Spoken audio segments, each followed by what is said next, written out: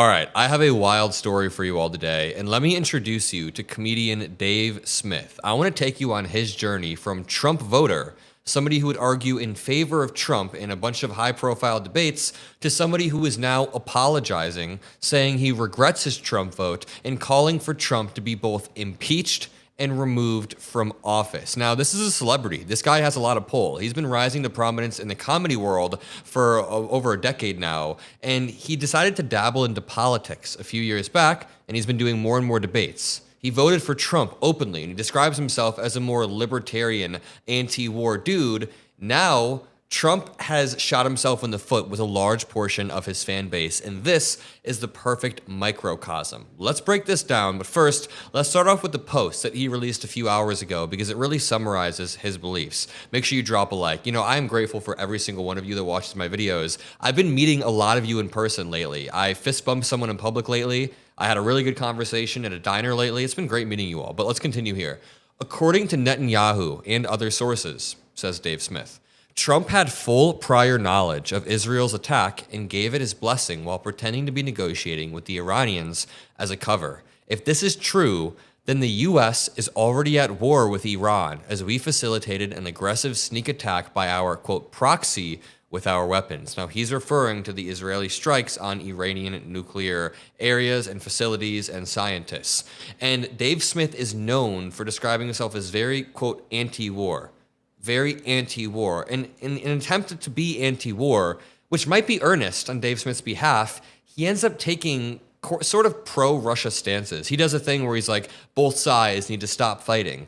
That's a red herring. Both sides would stop fighting if Russia stopped invading, because Ukraine is simply defending themselves, but that's besides the point. Dave Smith then says, Tucker Carlson, who I trust a hell of a lot more than Netanyahu, told Steve Bannon that he knows for a fact this isn't true. He claims that Witkoff and Trump were negotiating in good faith and wanted to avoid this war and reach an agreement. So Dave Smith is saying either Trump knew about this and he greenlit it, which means he just started a war with Iran, or he didn't know and he got tricked. He says, if this is true, Trump is the most impotent bitch leader imaginable. He's allowing one side of a war, who clearly want to drag us in, to lie about our involvement while not correcting the record. Either way, Trump has betrayed MAGA and every principle of America first. Every principle of America first, he says. He is no longer worthy of any of our support. He probably never was. Mehdi Hassan is the top reply 58 minutes ago. Mehdi said, sad that it took all of this for you to realize the obvious. Now, basically, Dave Smith is saying no matter what happened here, it's a loss in Dave's eyes because, yeah, Trump either got tricked or he greenlit a new war. Let's see Dave Smith calling for Trump to be impeached and apologizing. He says he apologizes for voting. It was in 2007 that the Pentagon told George W. Bush that we cannot go to war with Iran because we do not have escalation dominance against them, essentially meaning that they can hit all of our bases and embassies in the region, and we are very vulnerable to them. And we've already seen demonstrated since the Israeli attack that the Iranian, the missiles that they sent last year toward Israel, as many of us guessed, that wasn't really their best. They were intentionally making an attack that wouldn't really hurt anybody, that wouldn't really lead to a war, which Iran has done over and over again. But now we've pushed them to the point where they probably don't feel that they have the option not to respond. And Donald Trump telling them to come back to the negotiating table now is a joke. Yeah. I mean, what a impotent leader to be sitting there talking about coming back to the negotiating table. It's like sitting after Pearl Harbor and telling FDR, now's the time to go negotiate with the Japanese. Right. Negotiations are over now. The time for negotiations was before this. And so, yeah, Donald Trump looks, and man, I supported him this last year. I apologize for doing so. It was a bad calculation. At the time, it seemed like the right one.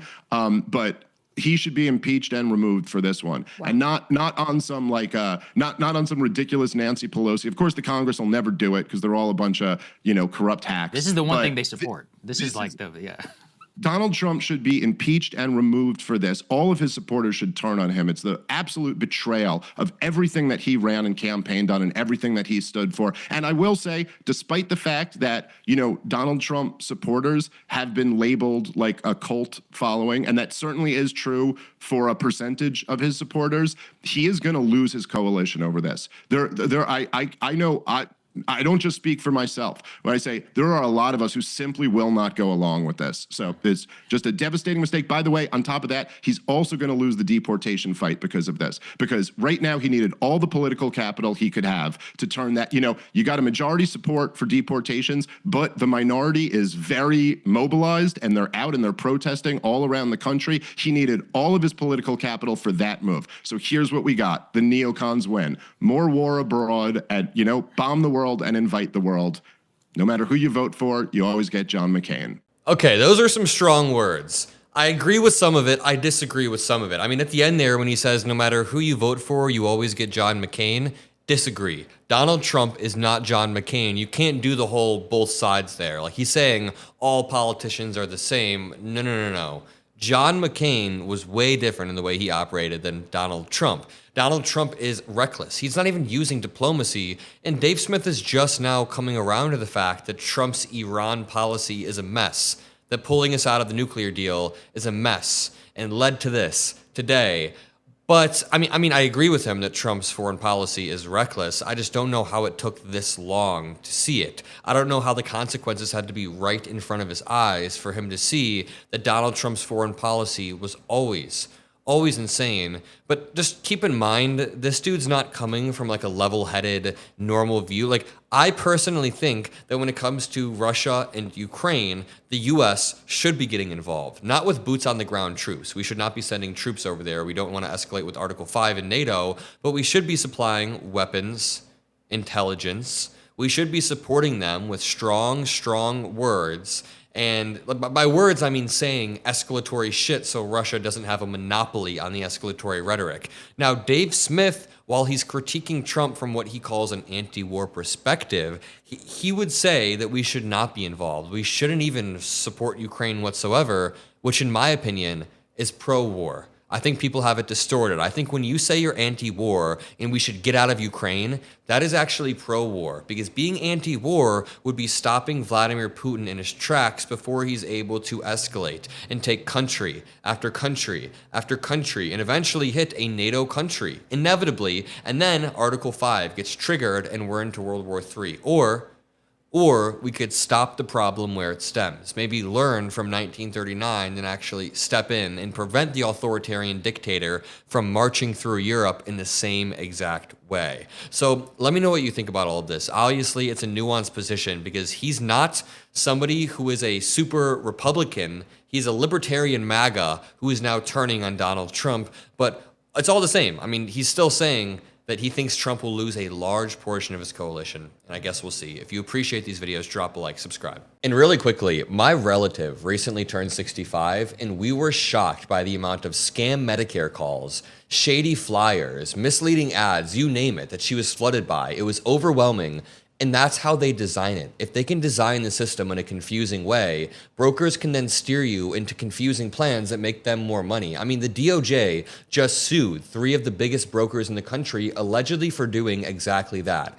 That's why I recommend Chapter. They're the only national Medicare advisor that searches every single plan and gives you clear, honest guidance, no steering, no pressure, just a trusted advocate for you, not the insurance companies. And listen, the call is free, the advice is unbiased, and the average person working with Chapter saves $1,100. That's $1,100. So whether you turn 65, you're already on Medicare, or you're about to turn 65, don't go at it alone. Call 706-312-8635 or click the link below. Again, that is 706-312-8635. It's free, it's simple, it could save you thousands, and thank you to Chapter for making these videos possible.